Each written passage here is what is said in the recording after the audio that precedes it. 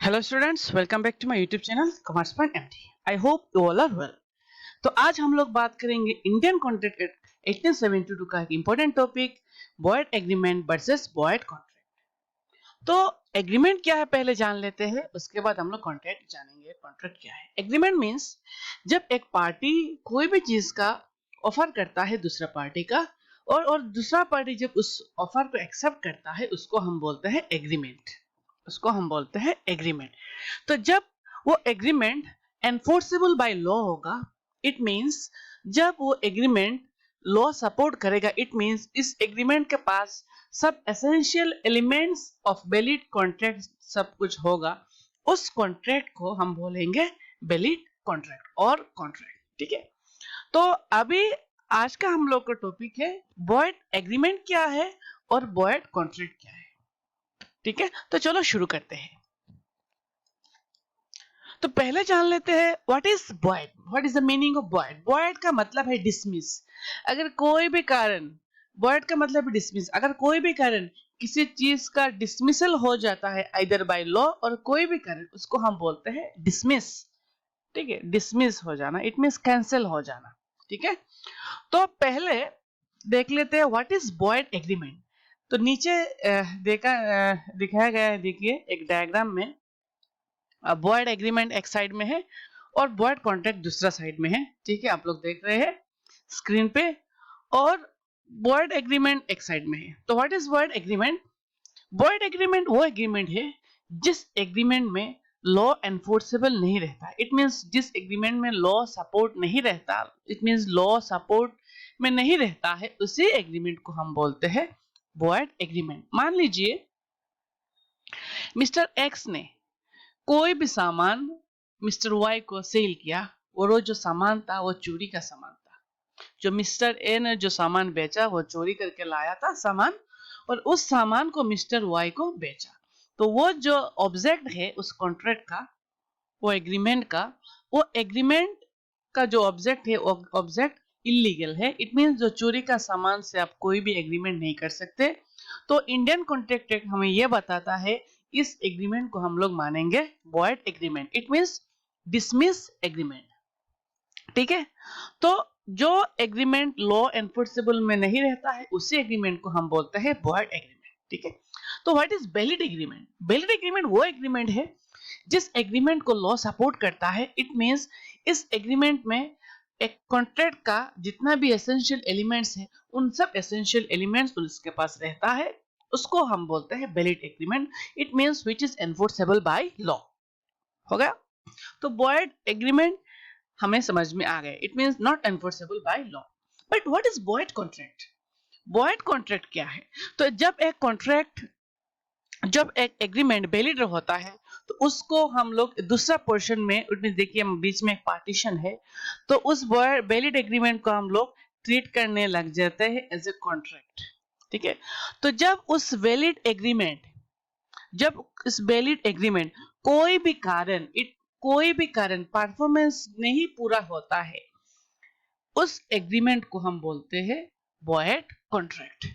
उस एग्रीमेंट को हम बोलते हैं, उस एग्रीमेंट को और उस कॉन्ट्रैक्ट को हम बोलते हैं void contract. Void contract means वो कॉन्ट्रैक्ट है जिस कॉन्ट्रैक्ट का परफॉर्मेंस पूरा नहीं किया गया है आइदर बाय वन पार्टी और by the failure of two party.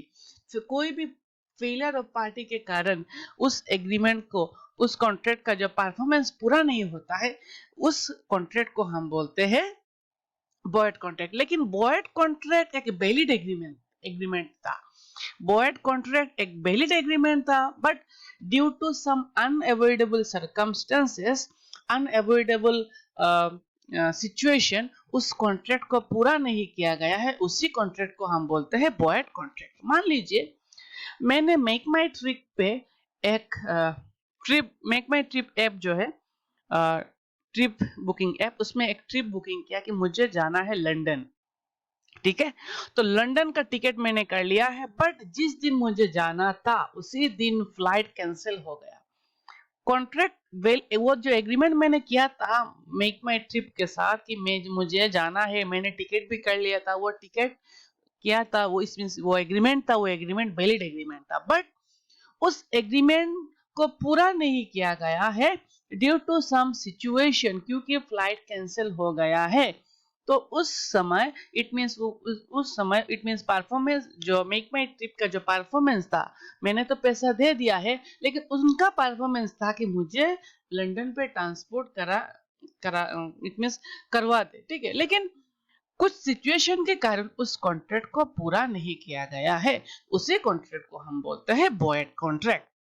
तो आपको इस बात को ध्यान में रखना है कि void contract is valid agreement है, void contract is valid agreement है, but due to certain situation और due to failure of one party उस कॉन्ट्रैक्ट को पूरा नहीं किया गया है, उसी कॉन्ट्रैक्ट को हम बोलते हैं वॉइड कॉन्ट्रैक्ट। मैं और एक एग्जांपल लेते हैं, सपोज मान लो मुझे मेक माई ट्रिप पे मैंने एक ऐप बुकिंग किया कि मुझे नेपाल जाना है, बट जिस दिन मुझे जाना था नेपाल में एक अर्थक्वेक आ गया, तो अर्थक्वेक आने के कारण सब टूरिस्ट सब कुछ बंद हो गया, तो जो परफॉर्मेंस जो मेक माई ट्रिप को करना था कि मुझे पहुंचाना था नेपाल, वो परफॉर्मेंस नहीं पूरा होगा बिकॉज नेपाल में अर्थक्वेक आ गया है।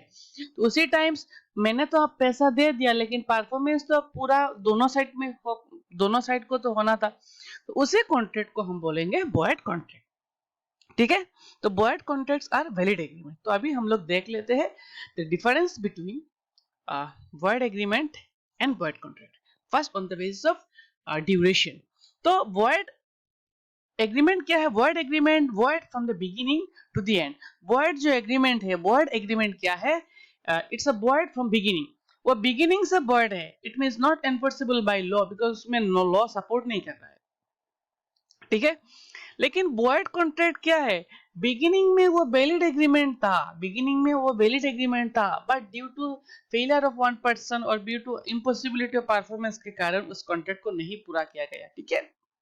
Next, elements of contract. Elements contract का कोई भी एलिमेंट, इट मींस कॉन्ट्रैक्ट का जो फीचर्स है।